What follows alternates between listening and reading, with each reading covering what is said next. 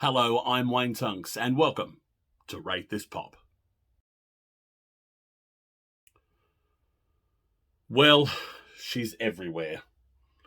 Clearly, I am talking about Madonna today, my absolute favourite. I love Madonna. I have the tattoos to prove it. And I'm going to talk about her most recent studio album, Madame X, mostly because she just released a live album last week, which is the Madame X live theatre experience. And it's such a great live album. It's been number one on the iTunes charts around the world, which is so amazing for all of these people who constantly say, oh, Madonna's career's over. Number one. But you know what, at the end of the day, I think she loves that people kind of bag her out still, because it just sort of gives her permission to keep going. That's why she'll go on Jimmy Fallon and get spanked, because she knows that people will talk about it. They fall completely into her trap all the time. And it's so easy just to think about Madonna as the person who does these controversial things and says things which make people upset, or dresses in a way to provoke people and provoke ageism. It's so easy to forget that she is the number one female artist of all time. She is the queen of pop. She knows how to make music. And Madame X is another great album from her. And it's not the easiest album to listen to at first. It's the kind of album that you listen to and you went, oh, that was not what I was expecting. The albums she had made before had pop, hip hop. You know, she was making music that was current at the time. Whereas this new album, she has just gone, you know what, I'm just going to make the music I want to make. And it takes a little while. It's a little jarring at first, but once you really get into that album, it is amazing. And then the stage show really was a way of showcasing those songs and making you understand them even more. And the concert footage is great. I was very lucky. I got to see Madonna in Brooklyn. I was going to be over there already for the New Jersey Web Fest, and then Madonna announced that she was going to have concerts. I tried to get a ticket at first and I couldn't get it. And then some general admission tickets went on sale and I got one, which was fantastic. And I was very lucky that I'd done a game show here in Australia and had won just a little bit of money. So that was able to help with buying a ticket, because seeing Madonna is not cheap. But I got to see her in Brooklyn. I'd only ever seen her in Australia before for the Girly Show and Rebel Heart Tour. So to see her in America was just a dream come true. And the show was amazing. The Brooklyn Opera House, or whatever it's called, was amazing. It's such a good venue, and it felt really intimate. I was in the second row, like third or second level, third, so I could sort of peer, like third row. I don't even know what I'm saying. So I could peer right down, and I could just watch the whole thing, and it was just amazing. I had the best time. And it was a late night because Madonna likes to start late. And I was catching a train back like 1, 2 a.m. in the morning from Brooklyn into Chelsea. But I did not mind. I just had an incredible time. And then I had to catch a plane to LA the next day. So I think I literally had 3 hours sleep. But just could not get the smile off my face that very next day, because it was just a brilliant concert. Actually, before we get into the thing, I want to share a story. So I had the Australian Ticketmaster app on my phone, and that's where I had my ticket. And when I got to the door of the venue, they tried to scan it and it wouldn't work. And the woman looked worried, I looked worried, and I was like, oh. And she called her supervisor over, and he heard my accent, and he said, oh, where are you from? I said, Australia. And he said, are you using the Australian app? I said, yes. He said, we've had this problem before. The ticket won't work through your app. You're going to have to log in through your email and get the ticket that way. And of course, I was in sort of a bit of a cellular black spot. So it took ages for it to load up, and my heart is just racing. I mean, it was still quite early, like it was hours before it was going to start. But still, I was freaking out. But it came up, and I got let in just fine, and whew, a nice sense of relief. But let's talk about Madame X. I'm just going to list or rank my top 10 songs from the album. I love every song from the album. I love every song from every Madonna album. You know, she's my favourite artist, and I know I'm biased, but I just love what she does. But let's talk about the top 10 songs and why I love them. So coming in at number 10 is Extreme Oxidant. And I wasn't lost. The live version on the new album of this song is just fantastic. And I think maybe that's why it's pushed it into the 10th spot. I feel like my live experiences and then listening to the album and watching the concert film at the moment sort of are changing some of the orders, which is a good thing because, you know, these songs, it's great to find a new one and suddenly find a new reason to love it. But I really enjoy the song, and I've always loved her autobiographical stuff. I know that American Life is an album that people either love or hate, and it's like my second favourite Madonna album. Just lyrically, it is so fantastic and it's autobiographical, and I get that in Extreme Oxidant. It almost feels like an extension of Easy Ride, where she's, you know, here she's singing Life as a Circle, and she was talking about circles in Easy Ride. So I kind of sort of make that correlation that she's talking about that as well. And Madonna really is great at being introspective and having a look at her life. And I came from, you know, and she talks about the far left and the far right, coming from the Midwest, all of that stuff. And just the wordplay is wonderful, and the song is fantastic, and the live version is just exquisite. So that is my number 10 song. Coming in at number 9 is Crazy. Crazy.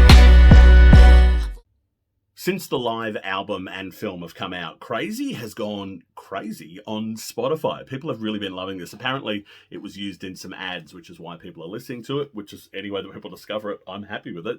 It's a really good song. Not the best song on the album, but it's just a fun pop song. It's a good Madonna song. And I always love when she references her old lyrics in her songs, which she's been doing quite a lot lately. It's just sort of a nice little wink to her audience, who she knows loves her older songs. And in this, she says, "I bent my knees for you like a prayer." And great lyric. And Like a Prayer is my favorite song of all time. Seeing that live in Brooklyn was just amazing. I was lucky when I saw the Rebel Heart tour in both Melbourne and Sydney. She sang Like a Prayer both nights, and then seeing her sing it again at Brooklyn, oh, it just made my heart sing. I am a concert crier. I'm going to admit that. I love to cry in a concert, and I cried a few times in that concert, and that was one of them. Like a Prayer, just hearing it with the choir and her singing it and seeing her perform it just made me feel so amazing. So having it referenced in Crazy is a really cool thing. Yeah, it's just a really nice song, and it's a good album track. Shouldn't have been a single. Glad it wasn't a single. Really solid album track. All right, coming in at number 8 is Looking for Mercy. Is it really love if it hurts? There's a lot of people who just think that Madonna is a one-trick pony or isn't as good as all these people claim.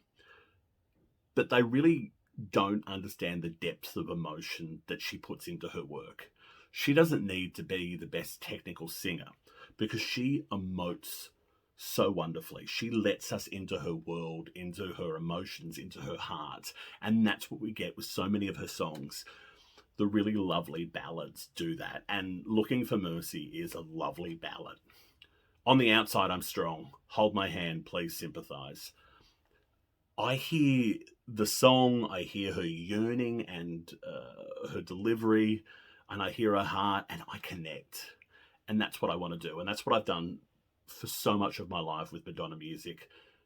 I connect to it, and I put myself into the situation. Because music is something that helps us process our emotions. So many of us listen to music when we're happy, when we're sad, when we're angry, when we're frightened, whatever. Music is what gets us through, or music understands us. Madonna's music understands me, and I understand Madonna's music. And Looking for Mercy is just a truly beautiful song. All right, coming in at number 7 is I Rise.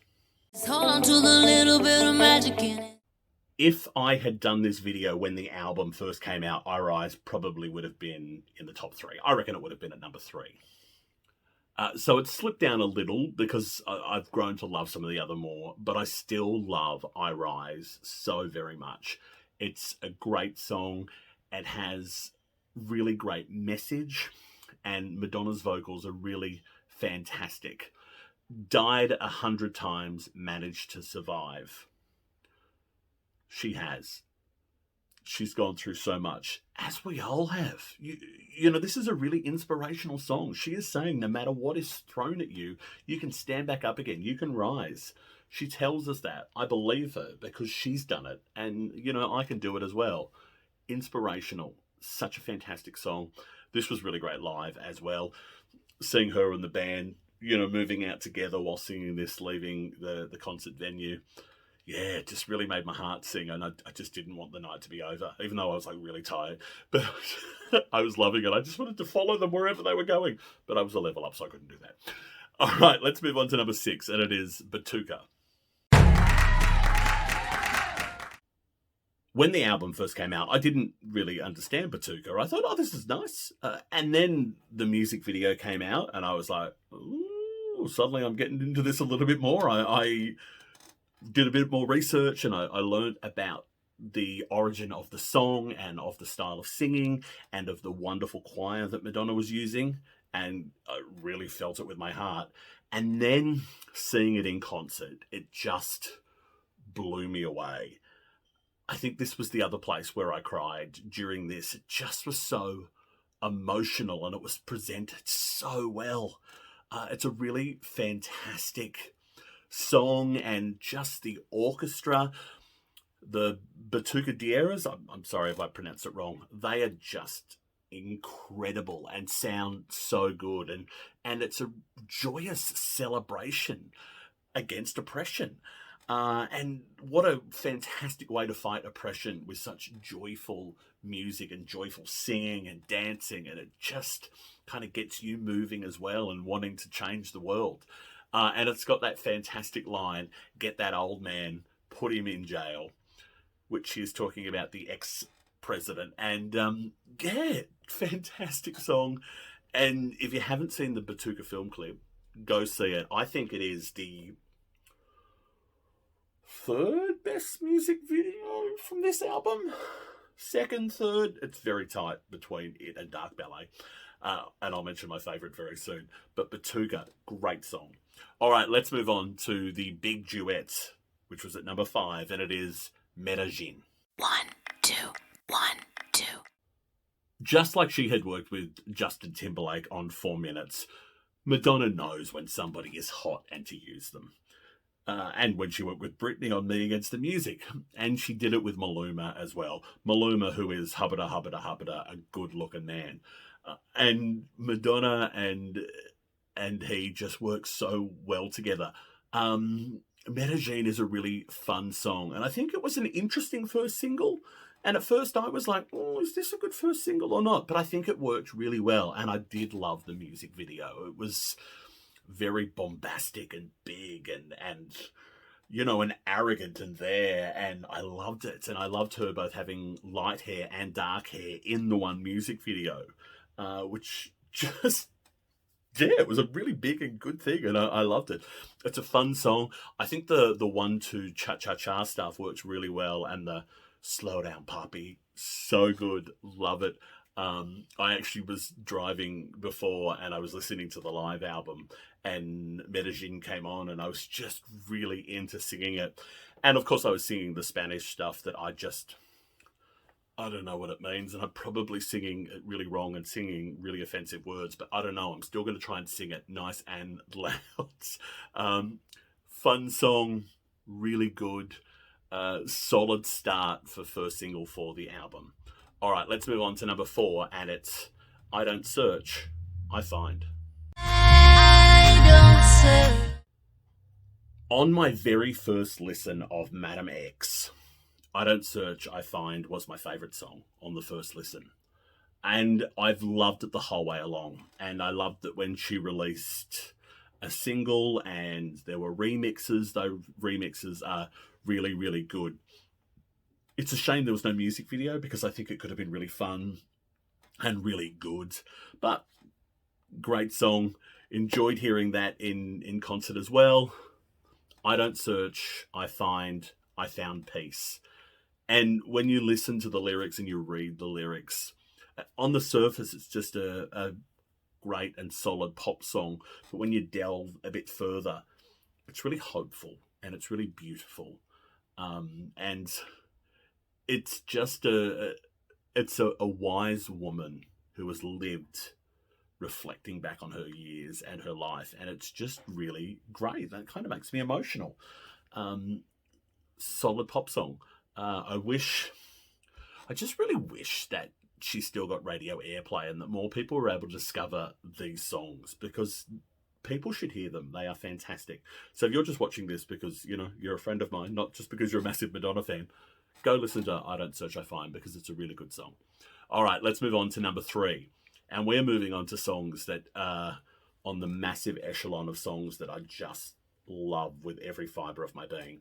At number 3 is Dark Ballet. It's a beautiful life. Dark Ballet is something unique and different. It's insane in some ways and just so beautifully and wonderfully and artistically insane. It just brings me joy to hear it, but then it also makes me feel things. So I get this joy, but then I also get this anger about the world, and Madonna's telling me about the injustice in the world, and I am moved. People tell me to shut my mouth, that I might get burned. Keep your beautiful, 'cause I'm unconcerned. I could read the whole lyrics to that song, 'cause they just are amazing and they mean so much. And the music video, really incredible as well. And this music video that Madonna is barely in, only basically in a frame. Just so wonderful and important, and it made me emote, and I just felt so much just watching it.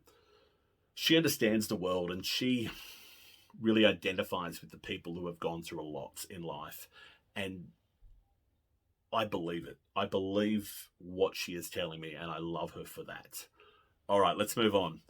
And in some ways it was hard to pick between 2 and 1 what was going to go where, but at number 2 was God Control. America has a problem with gun violence. Everyone knows it. Even people in America denying that there is a problem with gun violence know that there's a problem with gun violence. And this song is all about that. And then you add in the amazing music video, which is the best music video that has been made in many years. Go and watch this music video. It is incredible. I just was blown away when I watched it. Controversial, but brilliant, with an important message.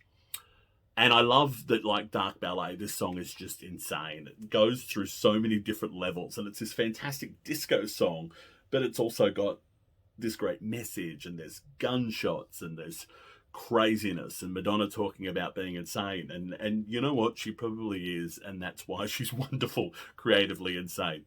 This is your wake-up call. Blood of innocence spread everywhere. They say we need love, but we need more than this. There's a sense of hopelessness in this song, but there's also a sense of hope, and I just love it so much. And the live version, what a great way to start the show. Big, bold, incredible, and that's Madonna and her career. All right, let's move on to number 1. And number 1 isn't as flashy as Dark Ballet or God Control or Medellin, but it was a great single, and I just love it. It brings me joy. It is Crave. Cause you're the one I crave. On the surface, Crave is just a nice love song. But in some ways, it isn't a love song. It's about obsession. It's about craving. She mentions the word dangerous. Like, this love that she is talking about is just taken to a next level. And it's just really great. Madonna understands human emotions so well, and that's on display in this song as well. Duet with Sway Lee, who was an artist I don't think I knew who they were. I hadn't heard any of their stuff before, but he works so well with Madonna in this song. They both have these really lovely voices, and their vocals work really well together. I'm tired of being far away from home, far from what can help, far from where it's safe.